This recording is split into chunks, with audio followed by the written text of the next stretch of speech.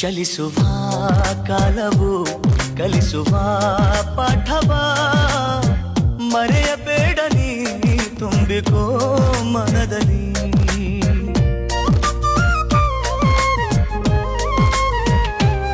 ಚಲಿಸುವ ಕಾಲವು ಕಲಿಸುವ ಪಾಠವ ಮರೆಯಬೇಡ ನೀ ತುಂಬಿಕೋ ಮನದಲ್ಲಿ.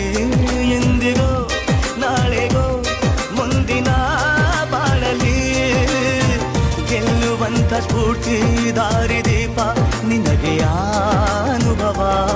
ಎಂದಿಗೋ ನಾಳೆಗೋ ಮುಂದಿನ ಬಾಳಲಿ ಗೆಲ್ಲುವಂತ ಸ್ಫೂರ್ತಿ ದಾರಿದೀಪ ನಿನಗೆ ಅನುಭವ ನಿನಗೆ ಅನುಭವ.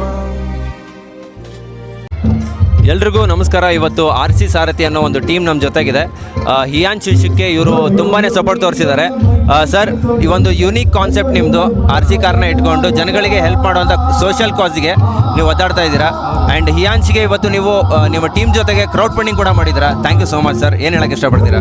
ಏನಿಲ್ಲ, ನಮ್ಮದು ಒಂದು ರಿಕ್ವೆಸ್ಟ್ ಏನು ಅಂತಂದರೆ, ಬಾಬು ಬೇಗ ಗುಣಮುಖವಾಗಿ ಬರಬೇಕು. ಸೊ ಅದಕ್ಕೆ ನಮ್ಮ ಫಾಲೋವರ್ಸ್, ನಮ್ಮ ಕರ್ನಾಟಕ ಜನತೆಯಲ್ಲಿ ನಾನು ಕೇಳ್ಕೊಳ್ಳೋದೊಂದೇ, ಯಾರೆಲ್ಲ ಇನ್ನೂ ವೀಡಿಯೋನ ನೋಡಿಲ್ಲ, ನೋಡ್ಬಿಟ್ಟು ಆದಷ್ಟು ಬೇಗ ಸ್ಕ್ಯಾನ್ ಮಾಡಿ.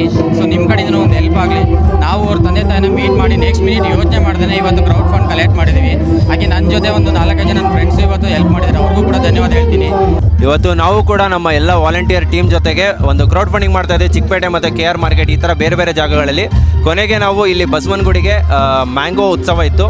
ಸೊ ಇಲ್ಲಿ ಕೂಡ ನಾವು ಫಂಡ್ ಕಲೆಕ್ಟ್ ಮಾಡ್ತಾ ಇದ್ದೀವಿ. ಬಟ್ ಸಾರಥಿ ಅವ್ರು ಏನಿದ್ದಾರೆ, ಸೊ ಅವ್ರ ಟೀಮ್ ಜೊತೆಗೆ ಅಮೌಂಟ್ನ ಅವ್ರ ತಂದೆಗೆ ಹ್ಯಾಂಡ್ ಓವರ್ ಮಾಡಬೇಕಂತ ಖುದ್ದಾಗಿ ಇಲ್ಲಿಗೆ ಬಂದಿದ್ದಾರೆ. Thank you. ಆ್ಯಕ್ಚುಲಿ ಈ ವಿಡಿಯೋ ಮಾಡೋ ಉದ್ದೇಶ ಏನು ಅಂತಂದರೆ, ಅದನ್ನು ಅಮೌಂಟ್ ಕೊಡೋದಾಗಲಿ ಇಲ್ಲ ಇದಾಗಲಿ ವಿಡಿಯೋ ಮಾಡಬೇಕು ಅನ್ನೋ ಉದ್ದೇಶ ನನಗೆ ಖಂಡಿತ ಇರಲಿಲ್ಲ.